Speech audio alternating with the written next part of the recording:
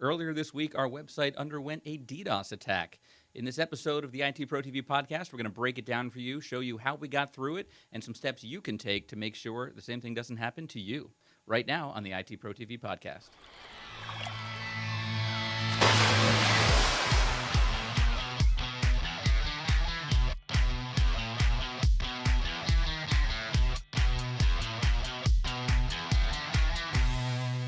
Hello, everyone, and welcome to the ITProTV Podcast. I'm your host, Peter Van Rysdam, joined today by Mr. Don Bezet, and today we're talking about something that happened to us here at our office, and we're always looking for those teachable moments, something that happens that we say, well, that'd be a cool thing to show our viewers how we dealt with that, and we had a really interesting one this last week. We were attacked. Hackers tried to get in, and we had a lot of work to do to make sure that they stayed out. And well, let me just go ahead and bring in Don. Don, you've had a busy week. First of all, yeah.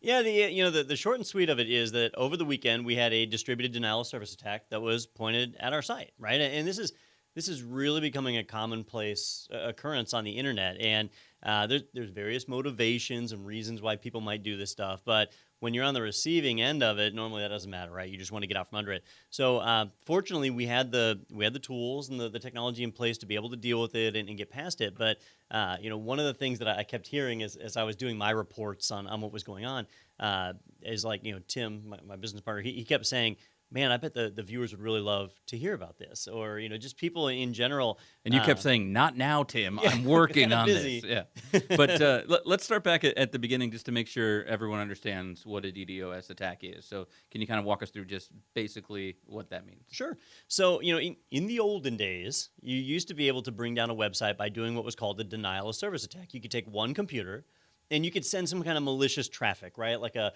malformed ping request or various finger commands and things like that. And you could make a server become so busy that it couldn't respond.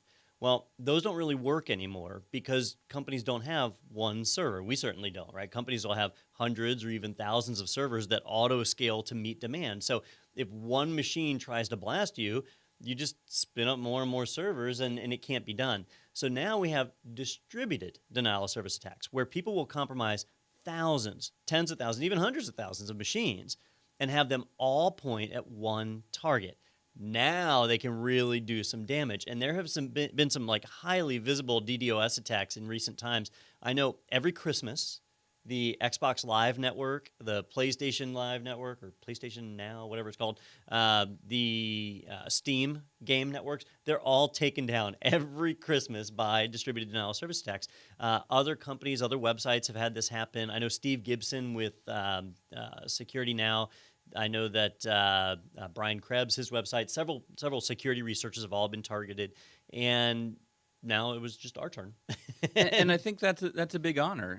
It's an honor to be nominated and know that we've made it. And really, I'd put us on par with the rest of those that you mentioned. So that's flattering. So thank you for that. But so let's go back to first of all how this was discovered. And I think what's interesting to note is you mentioned it happened on the weekend, and that's not a coincidence. That's kind of when you said the hackers know that we're maybe not paying attention. We don't have as much staff here in the office. So starting it on the weekend is kind of a common thing that we might see. Yeah, and in our case, that was absolutely true, right? We take the weekend off. Our style of business, right? Because we do online training, is that our website runs 24 hours a day, but we as a business don't necessarily have to. The website can run itself. So they target us on the weekend, but we aren't like we don't ignore our customers on the weekend. We have customer support that runs 24 hours a day, and in this case, we started getting tickets, right? So customers were reporting in saying, "Hey, I can't sign in. I can get to the website, but I can't log in." And so we escalated that to our development team because the first assumption was not that we were under attack, but that, hey, something's gone wrong on the website. Let's get the developers to look at it. Or, yeah. And maybe that's what it is, right? And so you get them to take a look at it. So the dev team went in and they pulled up the traffic information on our API. And let me show you what that kind of looks like. So here's what it looked like on Saturday.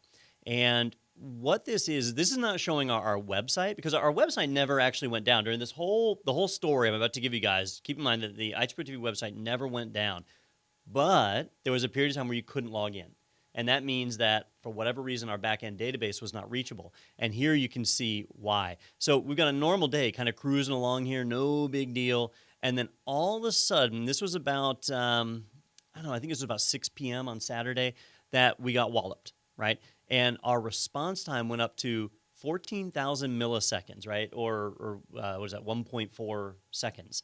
Or no, that's 14 seconds, 14, right? yeah. Bad math there. Which 14 seconds is long enough for anything to time out. Actually, 1.4 seconds is almost long enough for things to time out. So that's when we started having our denial of service. That if you tried to log in, sure, you could get to our website, right? Which is fine. But when you go to actually log in, that's where it had to reach out to our database, and that's what was getting overwhelmed. So effectively, the DDoS attack worked, right? If you were a paid subscriber, you were now denied access to the videos that you paid for, right? And it wasn't affecting everybody. That some users would go and they could log in because they caught it at just the right time, or their login request just happened to be processed underneath the whole deluge of traffic that was going on. So this was our initial clue that something was wrong. And at this point, that's when the dev team reached out to me and the rest of the tech team saying, can you take a look at this? This is really unusual. We're getting a huge amount of login traffic. Something's going on, right? Yeah, did we run a great ad that everyone just wants to get to our site right now? Because that's great news. That happens. It does. Maybe you're having a Black Friday sale, or you have a video that goes viral. I've heard about a lot of, and all of a sudden they're excited for their most important sales day, and everything goes down because they're not prepared to handle that on the server side. So, but this was obviously not something that we were prepared for, because we were not. Well, we were prepared for it, but we were not expecting it. Right. We definitely wasn't expecting it. This particular type of attack was not what we expected. To have somebody flood your website with traffic, that's expected, right? And our web servers do scale out. But to flood us with login traffic the way that this attack did was not something that we expected. So our site wasn't healthy, right? We actually did take a hit. And, so when I started researching it, I had to find out why, and then formulate a solution around it, right? And so the first thing I did is I wanted to see what traffic was there. Now, we use a web application firewall, and if you're not familiar with those, the one we use is from a company called Securi. And here's basically the Security's website. It's SUCURI.net, Securi.net. And they have a web application firewall. It is very, very reasonably priced and a great product. We don't use them exclusively because they focus a lot on WordPress, and we don't run WordPress. But we use them as kind of a middleman between us and the internet, because they give us certain tools to be able to protect from situations exactly like this, right? They look for well-known attacks and stop them before they ever actually get to us, right? So here's the internet traffic coming in. It goes through all their filtering, and then it makes it to us. So that's a great place for me to look and to be able to see the traffic that's out there. And so when I looked, this is what I saw, right? I saw that we were receiving connections from all over the world. Now, I would love to say that ITProTV is so big that people use us in every single country. And we do have, I think it's like 30% of our subscribers are international. But looking at this map, there are tons of connections from South America, from Africa, from areas of Asia, where English is not a first language, and our product is an English product. So we do have some people in South America and some people in Asia who use our service, but because we're English speakers, this is a pretty good example right here that we can spot and say, wait a minute, some of this traffic is not what we should be receiving, and now we need to find out what it is. And another indication that we were discussing before the show is that there are places where people should be asleep at this time of day, and it's true. Not consistent with our normal traffic patterns. You shouldn't see green across the entire globe. Oh, yeah. You should see spots where people are on and people are off. At the time of this attack, it would have been the middle of the night in Asia and Europe, right? It was the evening for us, right? Mm-hmm. So Europe, it was definitely middle of the night. I guess Asia, maybe it was in the morning. Online, yeah. But definitely unusual for that many viewers. Who's watching IT training at 3 a.m.? No offense if you're watching this at 3 a.m. Yeah, thank you. Welcome. So that was a good indicator of a problem, right? So that's when I had to start looking at the traffic. So I knew we were getting a lot of traffic. So I said, let's actually take a look at some of it. And so I started to harvest some traffic, and I'll bring some of it up here. We'll try and bring. There we go. And so here's a CSV. Actually, let me get. Yeah, this one. Here's a CSV of the initial output. So when I had that screen that had all those little green arrows, here's some of the traffic, an actual capture of the traffic. And as you look at it, what I'm seeing here is the IP address on the left. What they were doing is in the second column, and then their browser agent in the third column, right? When somebody connects, the firewall gathers all sorts of data about them, but this is really the relevant data right here, okay? First thing is the IP address, right? So these are people connecting. I see a lot of different IPs, which is what we expect when it's across the world, but I'm going to sort this data, or I'm going to try to. Let me sort it ascending. There we go. So the IPs get kind of connected. Now, what I can see is like this IP right here that ends in 188. If I look, it's got, I mean, how many? It's 21 rows. 21 connections to the login page, right? 21 attempts to go to the login page. Now, that is persistence. If I try and log in on a site and my password fails, I might try again. I might try a third time. I don't try 21 times, right? So that's not human behavior, or I don't know, maybe that's like really stubborn human, but I've got IP after IP doing that same thing. And granted, there's a lot of stubborn people out there, but there's not that many stubborn people. Now, the other weird thing, though, is if you look at the browser agent, right? I've got Mozilla 5.0, Mozilla 4.0. If you keep looking, there's Opera 9.8. And, you know, I love Opera, but not many people use it. But if I look through these IP blocks, every one of them is cycling through those browser agents. Now, if I can't log in one browser, maybe I tried Chrome, so then I try IE, or then I try Opera. I might do that. I'm an IT guy, right? But most people don't. Most people might only try 2 browsers. But to have every one of these people trying 6 or 7 different browsers, that's just not realistic, right? So those are all great indicators right there that this is attack traffic. So I was able to identify that pretty quick. The other thing, the other giveaway here is, see how these are all posts? They're sending data to the login page. There's never a get. When you go to a web page, you send an HTTP GET request. You say, give me a copy of the login page so I can see it. And then you type in your username and password, and then you post your answer, right? These guys never did that. They never asked for a copy of the login page. They just sent login information. And that, again, non-human behavior. That's not what people do. So these were all the red flags that let us know. So when somebody asked me, like, how do you actually know it was a denial of service attack? Because we were getting what's technically called crap data. That's an industry term? Oh, yeah. I'm coining that one right now. So, we were getting a bunch of data that is just not valid by any means, okay? Now, initially, this was only coming from a handful of IPs. And so I started kind of blacklisting them just, by hand, right? There were maybe 50 of them. And so it was easy enough for me to jump through and blacklist them. And the attack subsided for a little while, all right? But that didn't last very long, that the attackers now knew, here's a login page, I can target it, and now let's ramp up the attack. So this was all just the first stage here as I identified that we were actually being attacked. Okay. And so the goal of an attack like this is not something where they're trying to test credit cards or things like that, because that would be humans going in maybe, and you'd see different kind of data like that. So now we're aware of what kind of attack it is, and kind of typical with these DDoS kind of attacks, it's not necessarily people that are using their computer maliciously. They might have some malware or something on their computer that's taken it over and is doing that for them. So, a couple of things happened here. Normally, when you get a distributed denial of service attack like this, it's accompanied with a ransom note, right? They send you a demand somehow, like, hey, pay us 12 Bitcoins or your site stays off forever.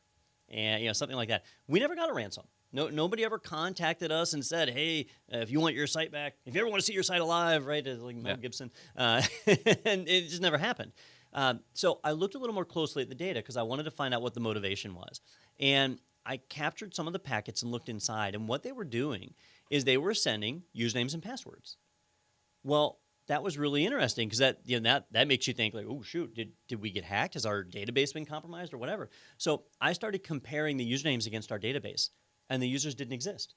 So they weren't ITProTV users. They were email addresses and they were passwords that were probably valid somewhere, just not on our site. And they were failing one after the other. All those failures, the 14,000 some odd critical failures you saw in the API, all of those are failures that were just usernames and passwords that didn't match and didn't even match up with our user base. So what was going on is what's called a password validation attack. And that's where you can go on the dark web, the dark web, which is Tor, right? So you go on Tor or wherever, and you can download these databases for free. They're all over the place. Like when you go to a site, Have I Been Pwned? Like when you go to that site and you look for your email address, they're just looking up against these databases, and so they're out there. Somebody had one of the databases, and they were just trying to test to see whether a username or a password was valid, and they were throwing it against our site. Now, our site normally says, hey, if you get your password wrong a few times in a row, it stops you. It puts in a delay. But here it was a distributed attack. So it was thousands of different IPs that were all coming in and just doing one request. So it wasn't something that we could kind of throttle or block back. A typical brute force protection wasn't working in this scenario. And they were just churning through the database. I sat there and watched it go alphabetical as it went, A through B through C through D, just kind of moving through each one as it was testing these out. And there were no successes. And so we sent out a communication to our users at this point telling them what was going on. And I made the comment that either they bought a bad database or the users in the database just weren't our demographic. Our demographic are IT people, and maybe their database was painters, or something. Now, sooner or later, they might have found a match, right? An IT person that is a painter, but it hadn't happened yet. So, and what would have been the goal in that situation? We're assuming what these malicious hackers were doing, but if they had gotten in, then they would have been looking for data. Is that maybe? In our case, if you were to, like, let's say one of our user accounts got compromised, what could they get? They could get your name, which they've already got, because of the compromised database. They could get your address, which they probably already have, but it would probably be here. on that database they had, or in the phone book. Addresses aren't secret, but they get the address. They get the last four of a credit card, right? We don't store a full credit card number. There's no way to retrieve that, but the last four, right? Last four digits. So what could you do with that? Well, you could maybe call Apple and pretend you're that person, and they ask you to verify, can you give me the last four digits of your credit card? So that's not something you want out. So maybe they get that. But more realistically, they just were taking advantage of this fact that our site was letting them test. And then once they got a win, they can then go to other sites and know that that was a valid username and password combo, because people do password reuse, right? People use one password on more than one site. It's a terrible habit, but a lot of people do it. So they were looking to validate that. That's most likely the scenario. There's a few more nefarious, more paranoid type possible motives here, but that's most likely what was going on here. The reality is we'll never know unless they give us a phone call and tell us. Sure. So in the absence of a ransom note, what's the process here? I mean, I know we didn't just sit back and say, let's wait until this stops. Yep. And as you said, it stopped for a while when you were able to blacklist Sure. some, but it went ahead and kicked back up. So what'd you do? So we went with a two-prong attack on this one, right? So on one hand, I started to work to put in blocks, right, to block these guys from being able to access the site. And like I said, it was a small amount of IPs in the beginning, so I was just blocking the IP ranges. Meanwhile, the dev team was scaling up our servers. So they increased the capacity of our database and API servers by tenfold. So, really just way ramped it up so that even though we were being DDoSed, we could actually handle the load. Well, that ended up to kind of bite us in the butt a little bit on this one, because as soon as we did that, the traffic really, really ramped up. Our capacity went up tenfold, so the attack went up tenfold, and they really started hitting us. Now, when that happened, the attack changed. They changed because now we weren't allowing them to run these password attempts, so the initial goal of the attack was no longer valid, and then it just switched to a straight-up DDoS flood. Like now they were just trying to do the denial of service attack. And I say they, I don't know who they is, right? But whoever was kind of sponsoring this attack. And so at this point, the traffic changed. And let me bring this up so I can show it to you guys. Now the traffic changed. We're still seeing a bunch of IPs. We're still seeing posts to the login page, but all the browser agents now became the same. Okay, as soon as the attack ramped up to high speed, and I mean, we are talking thousands of requests per second at this point, like just a massive volume of data coming in, all of these are the same. I say all. You'll see a few outliers in there, which a lot of these are legitimate customers, right? Here's a customer who's running Windows 10, apparently, or, Windows 10 there as well. So, you'll see variations. You'll see Mac OS pop up in there. But there's all of these other ones, and look at them. It's the browser agent ID for a Google Nexus 4 build LRX21T. Now, the Nexus 4, it's a good phone. it was a good phone 5 years ago, right? It's a pretty old phone. Yeah. So this is likely where they're running like miniature virtual machines that are running on compromised nodes to be able to reach out, or just forging the browser agent. Either way, to be able to throw that data out there. But it's almost guaranteed to be fake. Now, my apologies to any of our viewers who might have a Google Nexus 4, but my first approach was to say, you know what, screw it. I'm just going to block any traffic with this browser agent. And fortunately, through our web application firewall, I could do that. I could say any traffic with a browser agent that contains Nexus 4 build LRX21T, drop it. Just cut it out, right?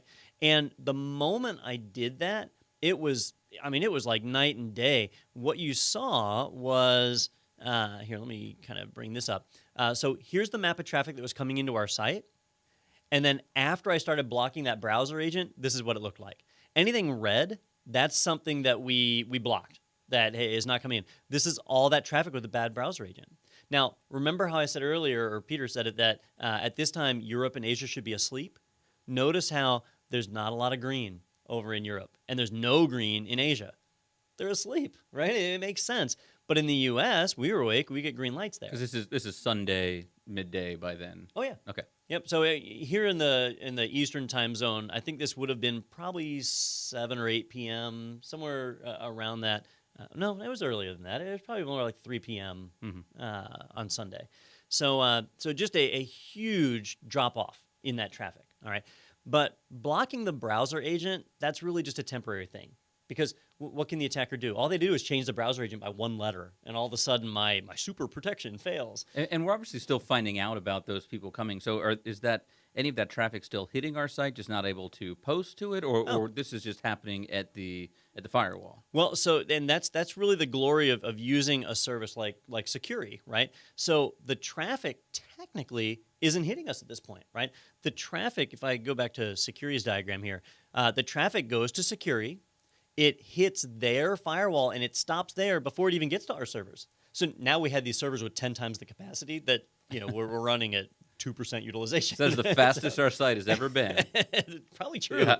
So, but at that point, the attack was mitigated, but it really wasn't like a permanent solution, right? Because it was just based on the browser agent. You change browser agent, and it doesn't work. So from there, Securi actually has a neat little feature that's called a protected page. And with a protected page, what you can do is you can say, when somebody goes to the login page, they have to answer a CAPTCHA, right? And this CAPTCHA is not generated by your page, but it's generated by their servers. So we just set it so that, hey, if you went to our website, it was fine, you got it. But if you went to the login page, you got this right here. You got a CAPTCHA pop up. And it would just give you the annoying 2 words. I know it's annoying. That it would give you the annoying 2 words. You clear them. And once you've done that, the whole rest of the site operates like normal. And there you go. And once we did that, that was an effective solution to stop the distributed denial of service attack. But it's not technically stopped, because even once that was in place, the attack traffic is still there, right? It's still coming in, right? And that's kind of a Band-Aid to say, I mean, we don't want people to have to go through that extra step every time. That's not something in our user experience. So we put a Band-Aid on it. We've stopped the bleeding and allowed users to still log in that have legitimate accounts, but right. We're not done. But at this point, the distributed denial of service attack, that cost an attacker time or money. A lot of these things are rented, right? So maybe somebody didn't like my hair, or they hated the way we spell ITProTV, or something like that. And and so they weren't happy with us. So they went and rented a botnet and pointed it at us. So it's costing them money. For every hour it runs, it costs them money. If they aren't renting it, if it's their own botnet, well, they're pointing at us and it's ineffective. They're not able to validate passwords anymore. It's useless. And so at that point, you just wait, right? We've stopped it. And so you wait. And that was Sunday. So here we are. Today's Tuesday, right? Tuesday afternoon. And so it's been 2.5 days. The attack was running strong all the way up until this morning. And then it started tapering off around 9, 10 a.m. or so. And by lunchtime today, the attack actually looks like this. And what you'll see is that there's not a ton of attacking nodes anymore. In fact, these little red arrows here are other attacks. So we're always being attacked. Every website is always being attacked. That's not a special ITProTV thing. If you have a website, you're being scanned. So the DDoS is completely gone. And we didn't effectively do anything to the DDoS. We just stopped it from being effective. And so whoever is sponsoring that looks at it and says, why would I keep paying for this? Or why would I keep tying up my awesome botnet when I could point it at somebody else more effective? And that trims it off, and that's the end of it, okay? So that's what happened today. But yesterday, we had this Band-Aid in place, and it was stopping the DDoS, and I had a little bit of time to do some research, right? So what better opportunity could we have to do research than when you're currently under attack? So I started taking a look at some of these nodes to see what I could find. And let me show you here real quick. I think I've got where I did some Nmap scans. I have too many windows open on this computer. While you're bringing that up, I've got my my shirt here that I wore just for this. It says we're going to build a firewall and make the hackers pay for it. That's our ITProTV fund there. But to put it more accurately, we paid for a firewall and the hackers made us use it. Exactly. Yeah. So, any of you in the U.S. or with TV get the reference there? Not being political, just having a little fun with it. But yeah. So did you find what you Yes, I found what I was looking for. So here, let me show you guys. Here's an Nmap scan. I ended up scanning probably a good 20, 25 different nodes that were attacking us. So this is one of the nodes that was attacking us, and I ran an Nmap scan on it, and you'll see it had a number of open ports, right? It had SSH, which if I look at it here, at least it's got SSH, but at least it's got a TCP wrapper on it. So that means they can dictate which users are allowed to use SSH and which ones aren't. So it's at least restricted there. There's a little bit of security on this device. SMTP is on it, but it's not allowing me to connect, so that's good, right?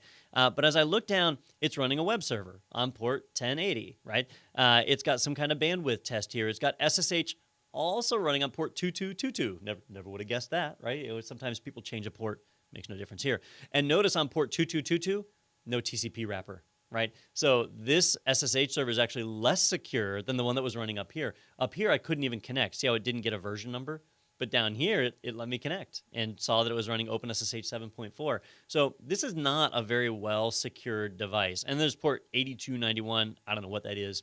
Nmap didn't know what it was either. And so that's kind of what it came back with. And if I look at my straight-up Nmap output here, I can see where it found those ports and where it was able to reach out and touch them and start to talk to them, right? So, for example, when it pulled up the web server on 1080, it returned that it was a Samsung TechWin NVR web viewer, right? NVR is short for Network Video Recorder. This is a security system, not IT security, but physical security. So here's a business or a home that has cameras mounted throughout the business, and they have a video recorder that records the video, and it's, well, that was redundant, but then it's connected to the internet, so people can go anywhere and view these cameras, or not people, but the owners of it can view the cameras.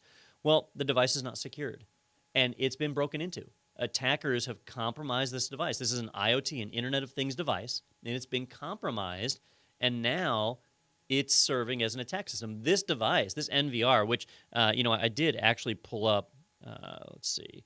I pulled up here. I pulled up the web page. This one was in Poland, so we've got, I think that's Polish, but it was actually in Poland. And I can see that it's a SRN1673S NVR web viewer, right? So this is a Samsung video recorder. And once I knew that, I started looking at the other nodes. And I'm telling you, it was packed full of storage appliances, lots of webcams, tons of webcams. There were firewalls, like proxies that were set up. I found a few improperly set up CentOS servers where people had stood up a web server and not done anything. It was like a default config, so it was easy to pop open. These were just all poorly secured devices. And an attacker somewhere had compromised them and now was using them to point to us. Yeah, so the person that owns the security system isn't a hacker themselves. The chances are that they just didn't patch it and just have it out there, and it's been compromised. But that's another reason why it's important as an owner of devices like this or anything connected to the internet to make sure that you are patching those things and keeping them up to date, because at the end of the day, like I said, they're not a hacker, but it's still costing them bandwidth, and they're taking bandwidth maybe away from something else, and they're paying for that in a lot of cases, or maybe their devices are running slower. I mean, if you've got a firewall meant to protect you, and it's out there committing attacks on its own, it's not taking those resources and doing what it's supposed to be doing. Yeah, and I think the other lesson here is that, not every device needs to be hooked up to the internet. Here's a video recorder that was hooked up to the internet. and I was able to access it, right? And I don't even know those people. So you need to put IP restrictions on these things. If you have a firewall, only allow certain IPs to connect that device, or better yet, don't allow anybody from the internet and have a VPN, right? I can VPN into the office and then view the video recorder. Like, you need to secure that. But the IoT manufacturers have tried to make things so easy, and they pay so little attention to security in a lot of cases, that any Joe Schmo can take a device, connect it, give it internet access, and now it's where it can be compromised, and that's a big problem. So you mentioned earlier that we scaled up, and that might have come back to bite us because they were able to see that increased capacity and take advantage of that. So in retrospect, you wouldn't have done that. Maybe anything else you learned that you maybe would have changed? Well, on the scale up thing, like that was when we were in the early stages, and it was a bit of a knee jerk. It was, hey, are we sure we're under attack? Maybe our database server just sucks. Another technical term. So maybe our infrastructure is not the way that it should be. So we were correcting that, and that's the problem when we take actions when we don't specifically know the cause. And we were going two-prong. I was opting for faster solution as opposed to more accurate. In this case, it was harmless. Ultimately, right? We scale up our servers, great. So when we realize we're wrong, we can always scale them back down, or honestly, we just kind of left them there because you can always use the extra room. But that's one area where we could have looked at a little better. Another thing is the biggest mistake I think that we made in all of this was the detection, right? So if you really boil it down, how do we detect that this was going on? Our users, our visitors, our viewers, our customers, the people who pay us money, they're the ones who saw it. They saw it before we did, right? They submitted a ticket that said, hey, I can't log in. And that stinks. That's not the way that it should be. So we need better monitoring in place. Like, we should have noticed we're getting way more traffic than normal, right? We should have had monitoring in for that. When the database was getting overwhelmed, we should have received a notification saying, hey, CPU utilization or network bandwidth or whatever is way higher than normal, right? That things were not operating the way they should, and we didn't do that, right? So we did something that I personally hate, which is using your customer as the monitoring solutions. That's not good, and that I think is the biggest mistake we made. But after that, we were fortunate that we already had the tools in place to solve the problem, right? Our servers were deployed in a cloud formation that was easy to scale up. Our web application firewall was already in place. We just had to tune it a bit. Like, those things were already there. Imagine if we didn't have those. If we were using physical servers, scaling up would have been really hard, or even scaling out. If we didn't have a web application firewall, redirecting people to pass through a firewall like that would have been really hard to do last minute. So a lot of that stuff worked out really well because we already had put that thought into our design. That's, security by design is really essential. Yeah, and I think it's safe to assume, it's going to happen again at some point, and that's just the way it works now. And we're in that big boys club now, with your Xboxes and your Apples and whatnot. So I would have foregone that honor given the choice. but we learned something from it, and we can put that forward. And next time, maybe it doesn't ruin the weekends of 10 employees, and we're able to scale those things up quicker and get those in place. I did have one question too. I mean, it seems like kind of a knee-jerk reaction from a lot of masculine people. There's a little bit of that in me. Would be to when you get that ransom note to come back and be like Liam Neeson and Taken and say, I'm coming for you basically if you don't stop this. But is there any benefit to attacking back? Because not really. I mean, you don't know who you're attacking, really. Yeah, and so here's the way that this landscape works, right? So we saw where these are IoT devices, so it's not like there is an attacker somewhere, like somebody triggered this, and they have a command and control or a 2C server somewhere, right? And I don't know why they say a 2C because that takes as much effort as saying a CC, but so a CNC or whatever, a command and control server. And that command and control server was talking to all these IoT nodes and pointing them at us, right? So if I broke into one of those IoT nodes, I could have found the CNC, right? But first off, I'd be breaking into somebody's device, which is illegal. So I'm not allowed to do that. But even if I did, maybe I'd take out the CNC. I still don't know who is running it, right? So it'd be really hard for me to track that. And technically what you can do is two things, right? One, you can contact the Department of Justice. They have a cybercrime unit. They have the resources. They can pull warrants. They can go and they can track all this stuff back. but it takes a lot of time. And these attacks only last a couple of days. So the Department of Justice can't act fast enough to gather this, information and solve it. And so that's where you go with option 2, which is you stop the attack. After a day or two, it abates and goes away, and then you just move on with your life. And unfortunately, the attacker gets away scot-free, and they're off targeting some other site until they find somebody who isn't prepared, right? We were prepared, at least for this attack. We might not be prepared for the next one. And then, you're in a real situation. You can't reach out to the DOJ and have them take 2 months, and meanwhile your site's just down for 2 months. You can't do that in an online world. So a lot of times these attackers get away, and that's a big problem. Well, is there a benefit then, or even a responsibility to, since we have these logs, to still provide that information to them? Could that help them moving forward? And maybe there's a bigger picture here, or maybe it's kind of tough on this one. There's so many of these attacks that are going on. And usually the cybercrime divisions are focused on the more targeted attacks. I don't think this attack targeted us, right? We're a fairly small company. There are players in the IT training market that are way bigger than us. I don't feel like we were targeted. I think it's just a happenstance. Yeah. And they're probably moving site to site to site. Yeah, they're seeing who they can post data to on their form, and they find one. They see, are we getting responses back? Is this actually working? And no, it's not. Okay, we'll move on. Yep.